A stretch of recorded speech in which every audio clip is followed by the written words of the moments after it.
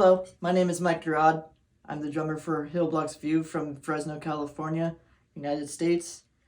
And I am using Collision Sticks 5Bs. The thing I really like about Collision Sticks is that I really like the grip. You won't drop these at all during a gig. I haven't dropped them since I got them.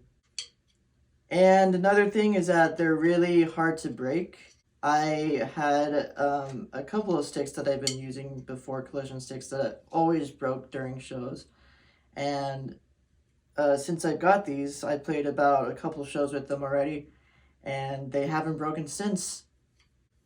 And another thing I really like about them is that they're really long, so if you have something that accidentally went further away from your kit, these sticks will definitely hit that. And next I will be showing you a video clip of me playing a song called Flourish by Hillblocks View. And we'll be going on tour soon, so hopefully I'll see you there. Thank you.